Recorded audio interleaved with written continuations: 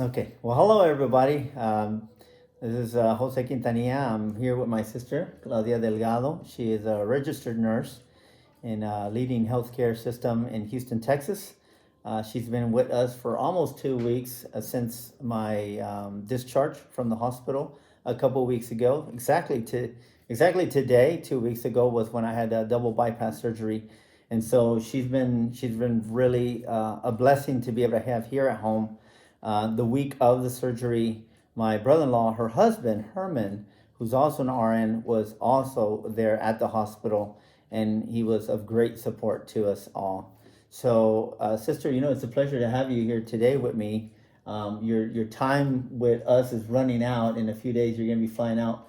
But I wanted to take the time to at least showcase my sister and just say thank you here in front of the masses.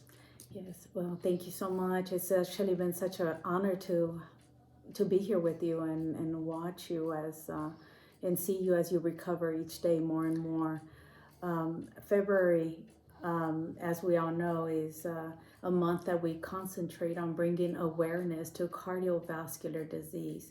Cardiovascular disease happens to be one of the leading causes of death, not only here in the United States, but globally. And there's a lot of modifiable risk factors that as humans we can work on to try to prevent cardiovascular disease. Prevention is such a big key component.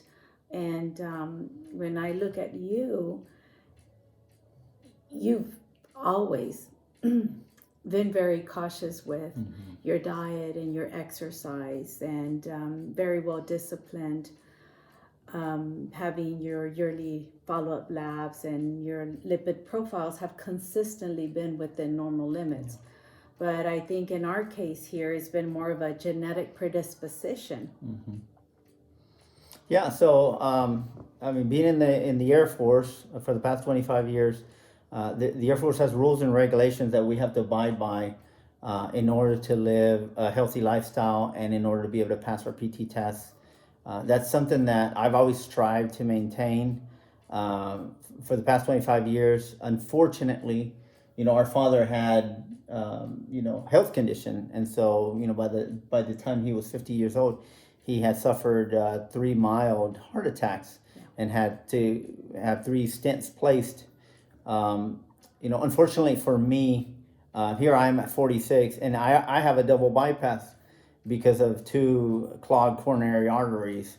And apparently, when the surgeon went in to do the repair, he also found that there was like A VSD. a VSD, which is like I guess a little hole, and which is crazy to me because nobody ever knew about that. And I've run marathons, I've half marathons galore, and just been very active all my life. And never in my life would I have anticipated that I would be the one stuck with a double bypass. Yeah.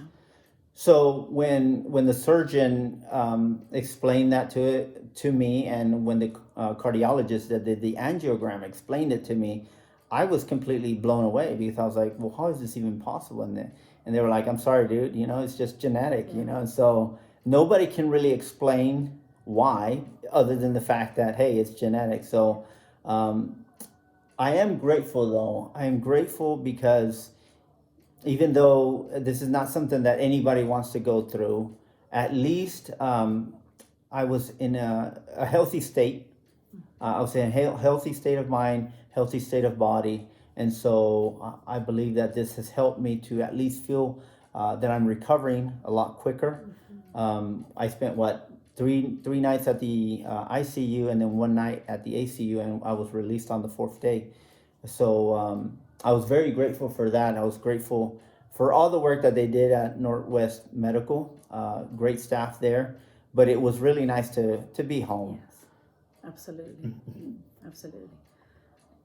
But anyways, one of the key things that I was talking with my sister was throughout this whole time, it's been just our just how important faith is, and that's something that we many times take for granted, right? We feel healthy in our lives. Financially, we're doing great. Maybe our careers are skyrocketing, and everything seems to be hunky dory. Our families are healthy. Yes, even despite this whole pandemic and the craziness that's happening in the world right now with the Ukraine and Russia, and some of the movements within NATO. But sometimes we're talking about that false sense of security, and when these things happen, it just changes your perspective quite dramatically, and it did for me. I know that I had my priorities lined up in a certain fashion where it seemed like it was all career and in family and then the Lord, if I had some time. But going through this whole ordeal, it has shuffled that deck for me in kind of a big way. And I was like, wait, I need to really take a deeper look at what I'm doing in my life. I mean, my life could technically end today, and am I ready for for eternity? And I know that some people, anytime that anybody bridges those topics, they're like, oh, you know what, let's just turn this off.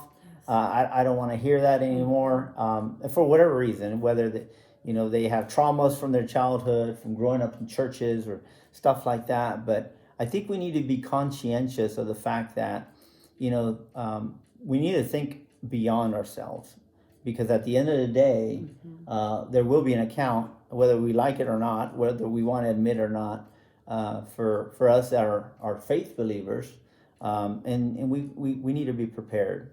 Absolutely. I think sometimes is that independence that we have, that self-reliance. I can do this. And we forget to trust in God and know that ultimately He is the one that we have to come to every day and realize that we are vulnerable as human beings. Yeah, and it's never easy to admit that, hey, you know what, I can't do this by myself.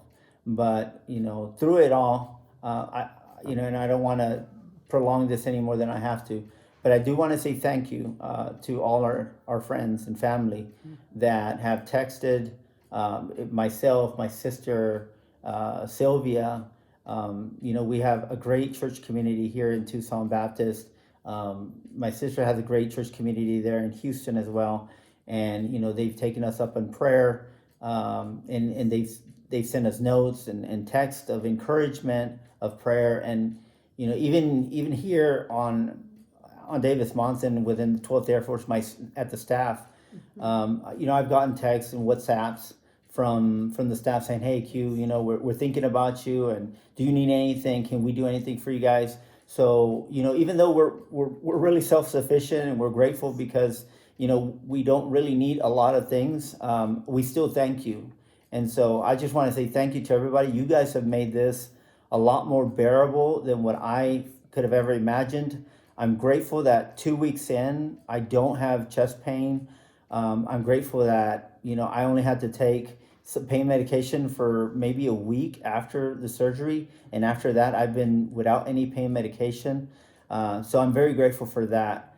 Yes, everything is slowly but surely getting back together, and there's some sensations in the body that especially within the leg, that they harvested the vessel for the bypass. There's some numbing sensations and stuff like that that's slowly but surely coming back. I'm looking forward to 100% recovery as soon as possible. But I just want to say thank you to everybody. Thank you.